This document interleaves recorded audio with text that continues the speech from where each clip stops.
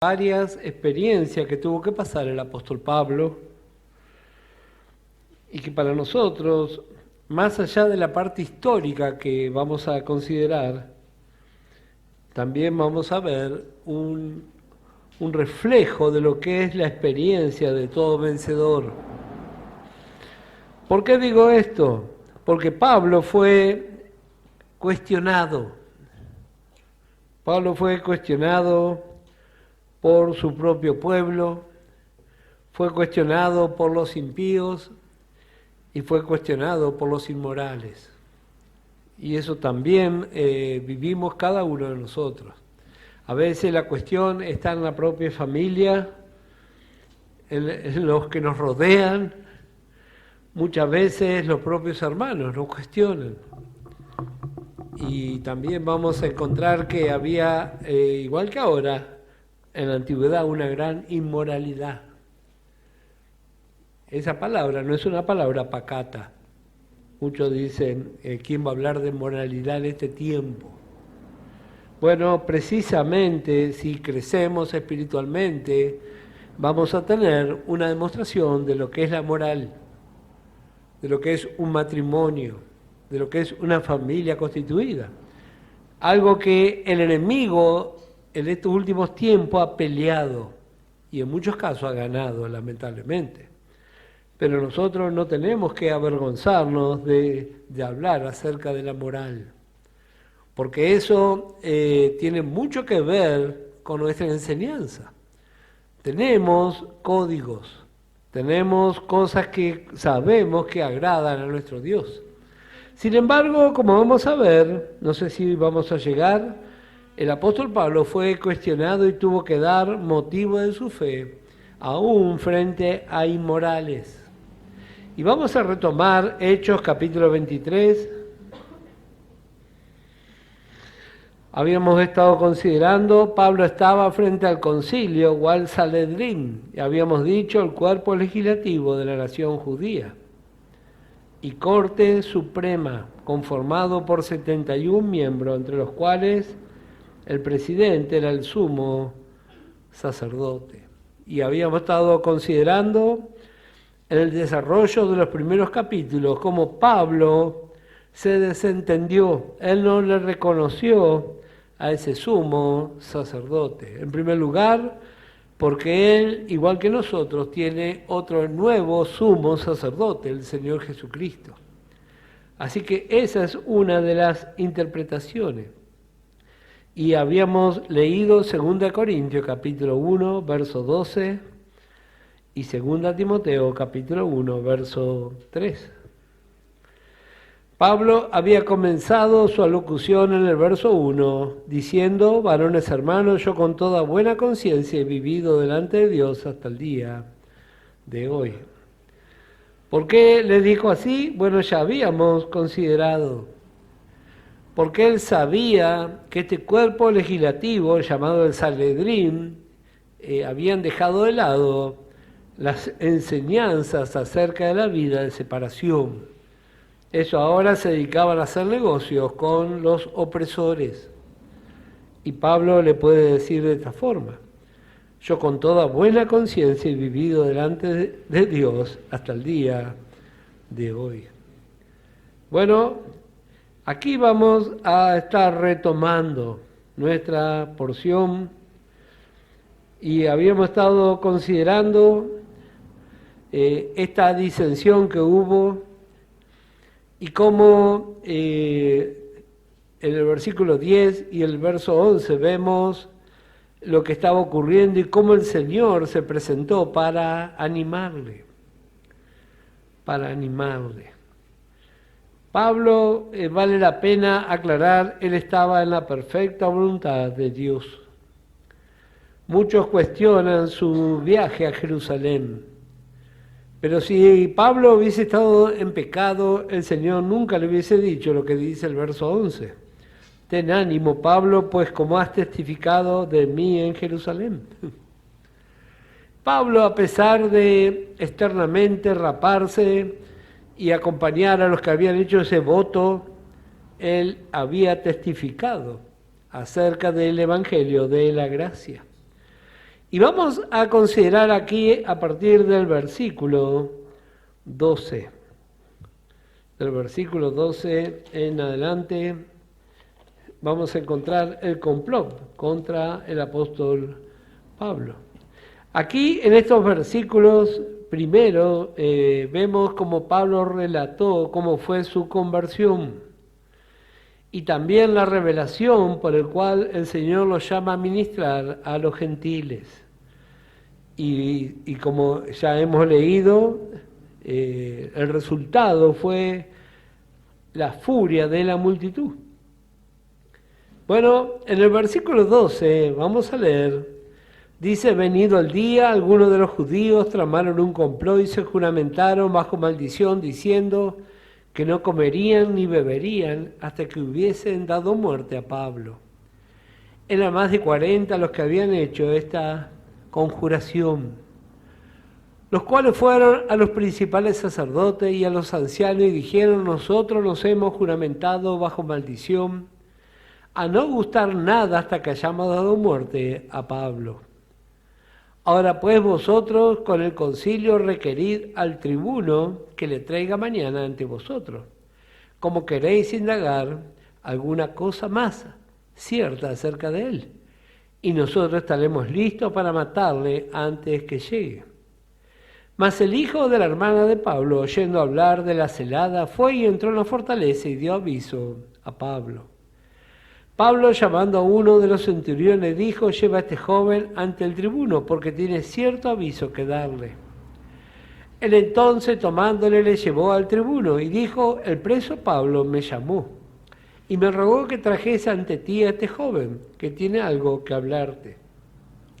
El tribuno, tomándole de la mano y retirándose aparte, le preguntó: ¿qué es lo que tienes que decirme? Él le dijo: los judíos han convenido en rogarte que mañana lleves a Pablo ante el concilio, como que van a inquirir alguna cosa más cierta acerca de él. Pero tú no les creas, porque más de 40 hombres de ellos le acechan, los cuales se han juramentado bajo maldición a no comer ni beber hasta que le haya dado muerte. Y ahora están listos esperando tu promesa. Entonces el tribuno despidió al joven, mandándole que a nadie dijese que le había dado aviso de esto. Bueno, habíamos leído algo acerca de este acontecimiento. Vemos aquí a este joven sobrino de Pablo. No hay mucha referencia bíblica acerca de la familia. No hay mucha referencia. De hecho, los historiadores dicen que Pablo, por causa de su fe, fue desheredado. Por eso él escribe a los filipenses que las cosas de este mundo las tiene por basura. Sin embargo, vemos aquí a su sobrino y vemos lo importante de esta función, de esta actitud que él tomó. Y también vemos la actitud del apóstol Pablo. Aquí también, como dijimos en la lección anterior, hay enseñanza para nosotros. Porque él nos dijo: bueno, nosotros vamos a orar y estamos en la mano de Dios, porque a veces así encontramos, andando encontramos hermanas y hermanos que hacen esas declaraciones. No quiere echar mano de cosas naturales. Y yo, como he dicho en otras ocasiones y sigo sosteniendo, necesitamos tener la llenura del Espíritu Santo y la guía del Espíritu Santo para saber qué hacer en cada ocasión.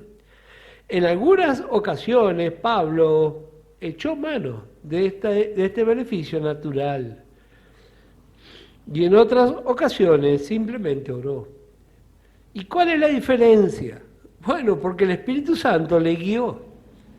Y así también nosotros necesitamos. Si usted no recibió aún el Espíritu Santo, hable con una hermana, con un hermano que tenga el Espíritu Santo, que le pueda orientar qué decisión va a tomar. Bueno, vemos cuál fue el revuelo que se armó aquí. Porque, ¿qué fue lo que aconteció? Hay un complot, pero vemos cómo Dios va a mover todo a favor de que el plan de Dios se cumpla. Dice el verso 23, y llamando a 2 centuriones, mandó que preparasen para la hora 3:00 de la noche 200 soldados, 70 jinetes y 200 lanceros, para que fueran hasta Cesarea. Es muy interesante esta descripción. Como dije, en estos capítulos vamos a ir viendo partes históricas que nos dan el contexto de qué fue lo que pasó. En esa unidad militar, en aquel lugar, había 1000 hombres. Mire la importancia que le es dado a este acontecimiento, porque dice, llamaron a 2 centuriones y mandó que preparasen para la hora 9 de la noche.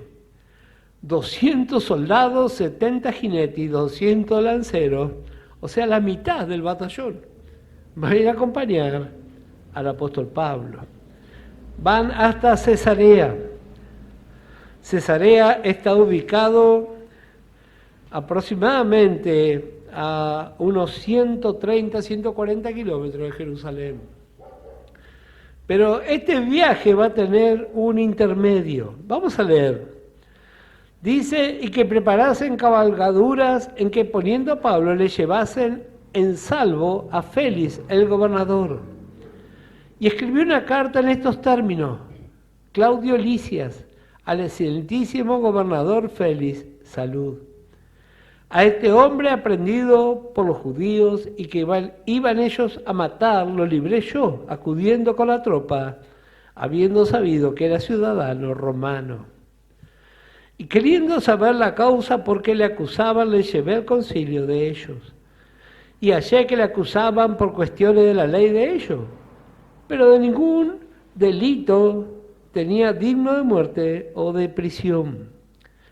Pero al ser avisado de acechanzas que los judíos habían tendido contra este hombre, al punto le he enviado a ti, intimando también a los acusadores que traten delante de ti lo que tengan contra él. Pásalo bien. Y los soldados, tomando a Pablo, como se les ordenó, le llevaron de noche a Antipatris. Este lugar, Antipatris, era un poblado ubicado a 64 kilómetros de Jerusalén. Era entre Antipatris y Jerusalén, era una zona llena de delincuentes y robos. Y note lo que aconteció en ese lugar, verso 32. Al día siguiente, dejando a los jinetes que fuesen con él, volvieron a la fortaleza.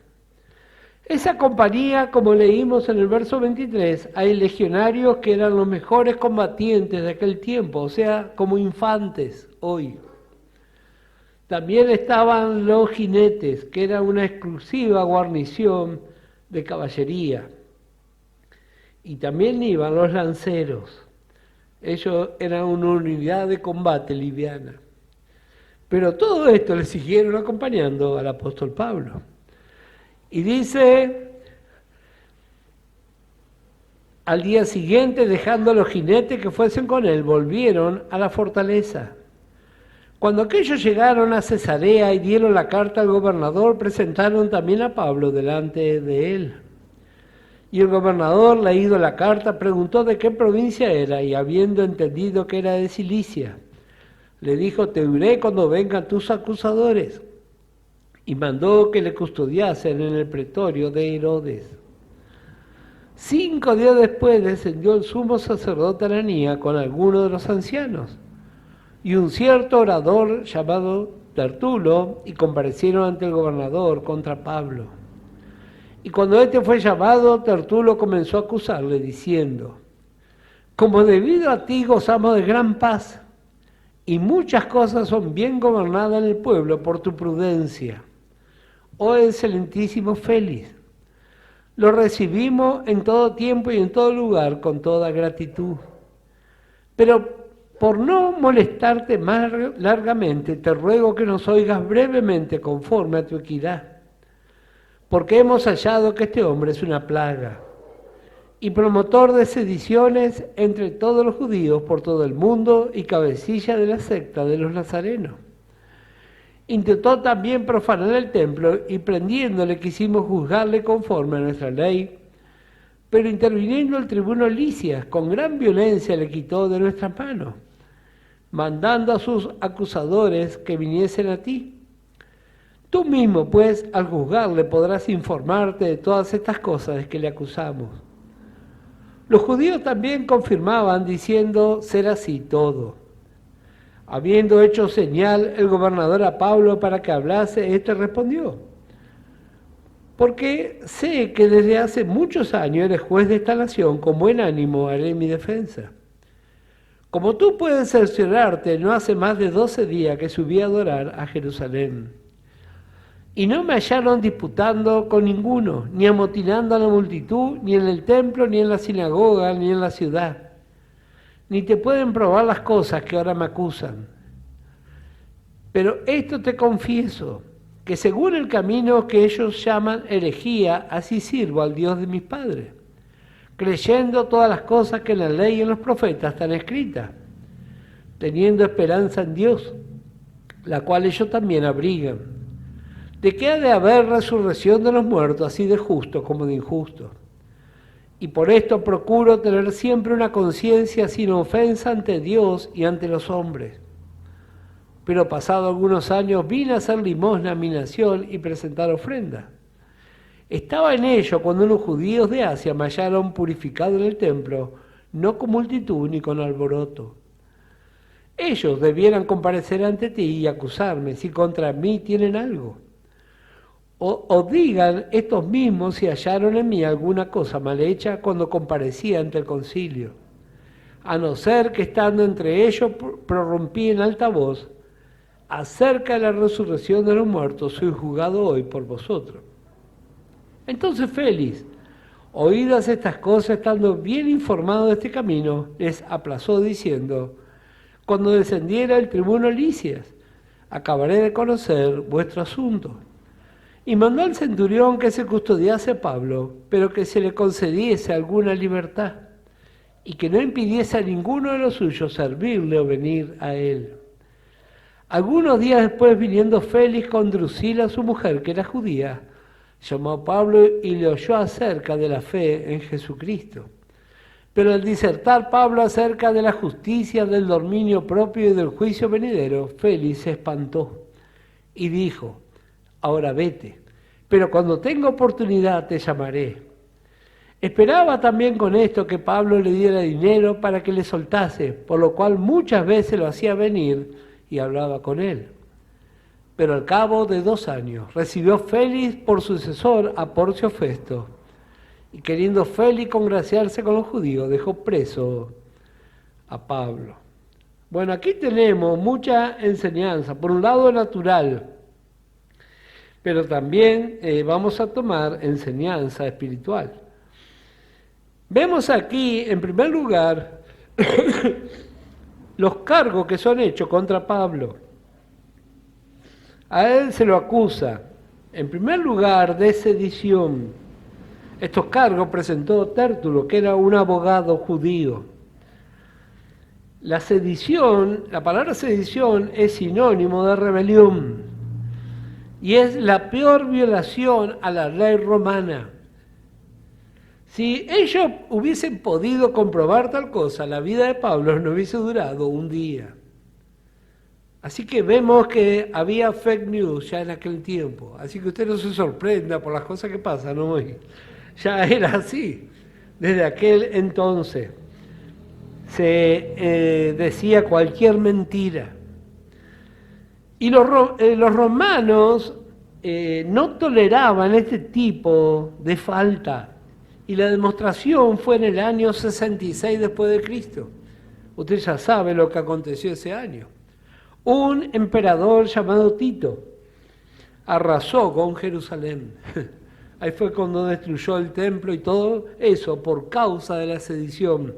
Así que este hombre lo acusa a Pablo de algo terrible. De algo terrible. ¿Y qué más ocurre? Bueno, ¿de qué otra cosa se lo va a acusar? Bueno, de sectarismo. De eso también lo acusa. Dice, versículo 5, porque hemos hallado que este hombre es una plaga y promotor de sediciones entre todos los judíos por todo el mundo y cabecilla de la secta de los nazarenos. El sectarismo era una violación a la ley de los judíos. Así que, si bien esto es una acusación, pero vamos a ver que por causa de esto, Pablo va a ser desestimada la acusación contra él. ¿Y qué otra cosa es acusado? En el verso 6 encontramos que intentó también profanar el templo. La palabra que encontramos en el original es la palabra sacrílego. Esta palabra sacrílego o profanar significa faltar el respeto debido a lo sagrado. Faltar el respeto debido a lo sagrado, y eso es una violación a la ley de Dios. Así que estas son las acusaciones. Estas son las acusaciones, pero también vamos a ver la defensa de Pablo. En el versículo 14 dice: pero esto te confieso que según el camino que ellos llaman herejía, así sirvo al Dios de mis padres, creyendo todas las cosas que en la ley y en los profetas están escritas. Ya Pablo recibió este título, hereje. Por muchos años, aquí en Argentina y en Sudamérica, a los cristianos protestantes se los llamó herejes. Esa palabra hereje significa armar una enseñanza a partir de un versículo. De eso habla esa palabra, hereje. Y los que más utilizan esa acusación contra los protestantes, la Iglesia Católica, siendo ellos los máximos herejes del universo. La herejía, tomar un versículo y formar una doctrina. ¿Y qué decir acerca del culto a María? De 2 versículos armaron una doctrina. Así que de eso habla la herejía. Otra definición de hereje es aquel que sigue enseñanza de hombres. Y también le cabe muy bien al catolicismo romano, porque muchas de sus enseñanzas están totalmente alejadas de lo que dice la Biblia. Así que por ese motivo tenemos que aprender a interpretar correctamente. No porque hablan de Dios. En este tiempo mucha gente habla de Dios. Y muchos creyentes inocentemente caen en el engaño. No, dice, fulano es bueno y habla de Dios. Cuidado con eso, porque Satanás también es así. Por eso la importancia de leer la Biblia, de interpretar. Entonces nadie nos va a poder engañar. Pero ¿sabe cuánto engañado hay por ahí? Vemos aquí el resultado, verso 23, mandó al centurión que se le custodiase a Pablo, pero que se le concediese alguna libertad. Pablo tuvo que caminar por causa del testimonio con una libertad restringida. Y yo sé que muchos de nosotros nos vamos a ver identificados, porque por causa del testimonio también tenemos una libertad restringida. Nosotros no podemos hacer lo que quisiéramos, ni tampoco nos movemos alegremente como hacen algunos que no tienen revelación. Nosotros, cada uno de nosotros en este lugar y en otros lugares, hemos sido llamados por el Señor para testificar del Evangelio de la gracia. Tenemos una libertad restringida. Pero sabemos que el Espíritu Santo conoce todas las cosas. Pablo vivió ese tiempo. Y miren cuál fue la orden. Pero que se le concediese alguna libertad. Bueno, gracias, al menos algo. Y que no se impidiese a ninguno de los suyos servirle o venir a él. Bueno, luego, días después, viene Félix con Drusila, su mujer. Este Félix, voy a dar una breve referencia de quién era. Él era el gobernador de Judea entre el año 52 y 59 después de Cristo. Era el gobernador de Judea. Había sido esclavo. Había sido un esclavo. Y tenía un hermano llamado Palas, que era íntimo amigo de el César. Y por ese motivo, estando el César o el emperador llamado Claudio, él recibió este puesto. No fue un hombre respetado por los romanos porque sabían quién era. Sabían quién era. Y en aquel tiempo no tuvo grandes logros y a los 2 años de su mandato fue destituido. Ya siendo Nerón el emperador, fue destituido por Bruto. Él mandaba a reprimir con mucha violencia. Entonces, por ese motivo fue echado de su cargo. Y nota el verso 27. Pero al cabo de 2 años recibió Félix por sucesor a Porcio Festo. Félix volvió a Roma con una orden de ser asesinado. Pero su hermano abogó por él y le perdonaron la vida. Viene este otro hombre, Porcio Festo. Porcio Festo, como vamos a ver, era miembro de la nobleza romana. Y dice, pero al cabo de 2 años recibió Félix por sucesor a Porcio Festo, y queriendo Félix congraciarse con los judíos, dejó preso a Pablo. Este que vino es de la nobleza, pero es peor que el que se fue. Pero aquí vemos la mano de Dios controlando todas las cosas. Llega un nuevo gobernador. Y como vemos en los primeros versículos del capítulo 25, él va a ir a Jerusalén. Y ahí va a recibir las acusaciones. Y vamos a leer. Llegado pues Festo a la provincia, subió de Cesarea a Jerusalén 3 días después, y los principales sacerdotes y los más influyentes de los judíos se presentaron ante él contra Pablo y le rogaron, pidiendo contra él como gracia, que le hiciese traer a Jerusalén, preparando ellos una celada para matarle en el camino. Pero Festo respondió que Pablo estaba custodiado en Cesarea, a donde él mismo partiría en breve. Los que de vosotros puedan, dijo, desciendan conmigo, y si hay algún crimen en este hombre, acúsenle.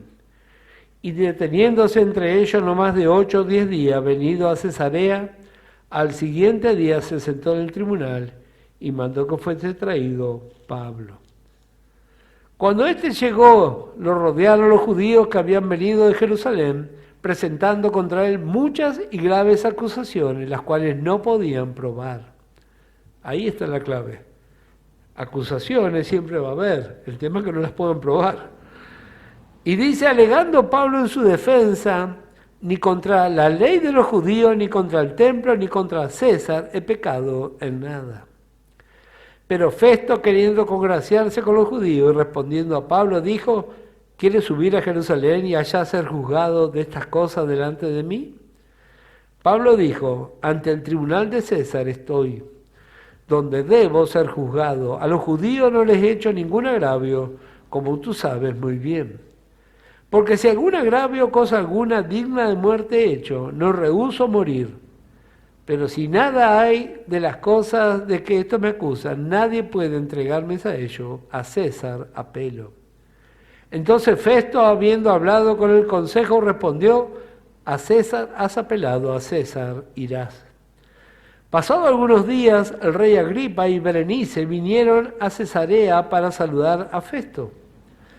Y como estuvieron allí muchos días, Festo expuso al rey la causa de Pablo, diciendo, un hombre ha sido dejado preso por Félix, respecto al cual cuando fui a Jerusalén se me presentaron los principales sacerdotes y los ancianos de los judíos, pidiendo condenación contra él. A esto respondí que no es costumbre de los romanos entregar a alguno a la muerte antes que el acusado tenga delante a sus acusadores y pueda defenderse de la acusación. Así que habiendo venido ellos juntos acá, sin ninguna dilación, al día siguiente, sentado en el tribunal, mandé traer al hombre. Y estando presentes los acusadores, ningún cargo presentaron de los que yo sospechaba, sino que tenían contra él ciertas cuestiones acerca de su religión y de un cierto Jesús ya muerto, el que Pablo afirmaba estar vivo. Yo, dudando en cuestiones semejantes, le pregunté si quería ir a Jerusalén y allá ser juzgado de estas cosas. Mas como Pablo apeló para que se le reservase para el conocimiento de Augusto, mandé que le custodiasen hasta que le enviara yo a César. Entonces Agripa dijo a Festo: yo también quisiera oír a ese hombre. Y él le dijo: mañana le oirás. Al otro día, viniendo Agripa y Berenice con mucha pompa, y entrando en la audiencia con los tribunos y principales hombres de la ciudad, por mandato de Festo fue traído Pablo. Entonces Festo dijo: Rey Agripa y todos los varones que estáis aquí junto con nosotros, aquí tenéis a este hombre, respecto del cual toda la multitud de los judíos me ha demandado en Jerusalén, y aquí dando voces que no debe vivir más. Pero yo, hallando que ninguna cosa digna de muerte ha hecho, y como él mismo apeló a Augusto, he determinado enviarle a él. Como no tengo cosa cierta que escribir a mi Señor, le he traído ante vosotros y mayormente ante ti, oh Rey Agripa, para que después de examinarle tenga yo que escribir, porque me parece fuera de razón enviar un preso y no informar de los cargos que haya en su contra. Ahora vemos aquí otro cuadro. Pablo va a estar frente a uno de los reyes más inmorales de aquel tiempo, Agripa. Es muy interesante cómo es el árbol genealógico. Este Agripa II es el hijo de Herodes, que mató a Jacobo y encarceló a Pedro. Este es el último de los Herodes, Agripa. Su tío abuelo, Herodes Antipa, fue el Herodes que encontramos en los evangelios, como Marcos capítulo 6, verso 14, Marcos 6, verso 14, Lucas 3, verso 1,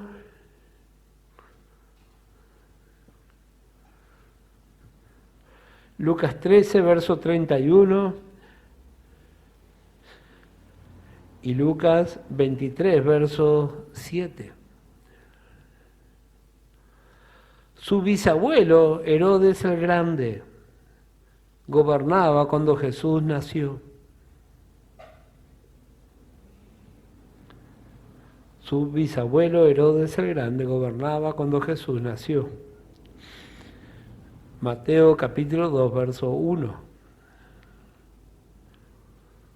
Y Lucas 1, verso 5.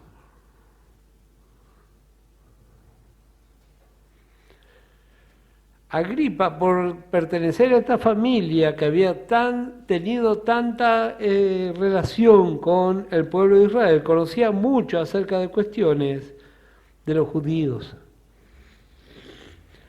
En el capítulo 26, versículo 3, vemos parte de la defensa de Pablo ante Agripa. Note lo que dice el verso 3. Mayormente porque tú conoces todas las costumbres y cuestiones que hay entre los judíos, por lo cual te ruego que me oigas con paciencia. Agripa. Él llega a ese lugar acompañado de Berenice. ¿Quién era Berenice? Bueno, Berenice no era su esposa, sino era su hermana. ¿Pero qué dice la Biblia aquí? Dice que llegaron a aquel lugar con gran pompa. Entraron con gran pompa. Los historiadores hacen mención que esa pompa se corresponde porque esta mujer Berenice, que era hermana de Agripa, era su esposa también. Así que vemos el grado de perversión e inmoralidad que había ya en aquel entonces. Así que esta Berenice, previamente también había sido la esposa de Félix y durante un tiempo fue amante del emperador Vespasiano y luego de su hijo Tito. Así que era una familia muy complicada. Bueno, ya en aquel entonces había este tipo de relaciones. Pablo se va a mantener frente a este cuestionamiento. Cuando él presenta su defensa, vemos en el verso 19, dice, sino que tenían contra él cierta cuestión acerca de su religión y de un cierto Jesús ya muerto, que Pablo afirmaba estar vivo. Cuestiones de religión. Las cuestiones de religión no tenían lugar en las cortes romanas. Por ese motivo, Pablo no va a ser entregado a los judíos. Aquí en el versículo 21 se hace mención, dice, mas como Pablo apeló para que se le reservase para el conocimiento de Augusto, mandó que le custodiasen hasta que le enviara yo a César. Este Augusto, la palabra Augusto es un título que corresponde a los Césares, significa el reverenciado o el adorado. ¿Se acuerda cuando vimos que los reyes romanos tenían el rango de Dios, igual que los faraones? Por eso recibe este título, Augusto, el reverenciado o el adorado. Y César era el título del rey de Roma. Todos los reyes tenían este título, César. Todos los reyes filisteos tenían el mismo título, Abimelech. Y todos los reyes alemanes también tenían un título, el Führer. Esos son costumbres de los pueblos. Ahora vemos aquí en este cuadro, ¿qué es lo que nosotros resaltamos de esto? Dice el capítulo 26, ya para ir terminando. Entonces Agripa dijo a Pablo, se te permite hablar por ti mismo. Pablo entonces, extendiendo la mano, comenzó así su defensa. ¿Qué es lo que vemos aquí? Pablo tuvo la oportunidad de hablar, igual que usted y yo. Tenemos oportunidad de hablar, ¿por qué no lo hacemos? Pablo no tuvo un abogado humano. Él no tuvo abogado humano, él tenía el mejor de los abogados. Pablo está lleno del Espíritu Santo, encendido en la verdad, fortalecido en el Señor. Ese era Pablo. Lo movía a poder resolver la ignorancia y la necesidad del pueblo de Dios. También lo movían las recompensas eternas.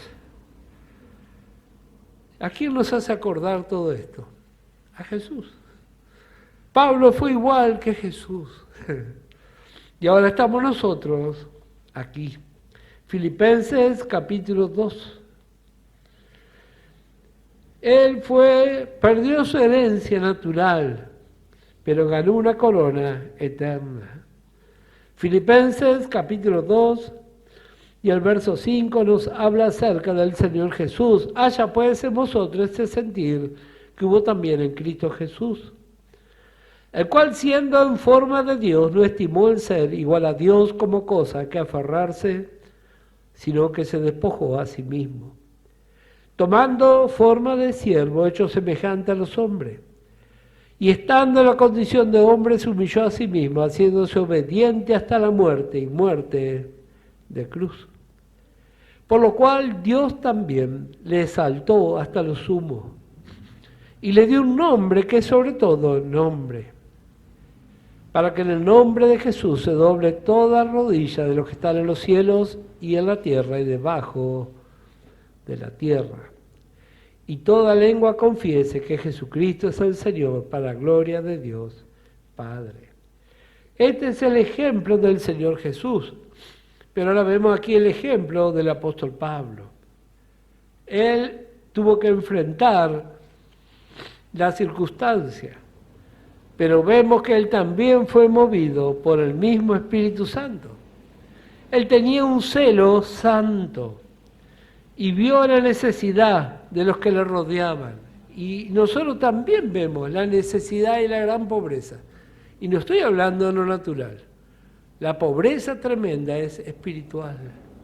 Pablo pasó más de 2 años en aquel lugar. y está aquí, listo para proclamar. Vamos a volver antes de finalizar. Hechos, capítulo 26.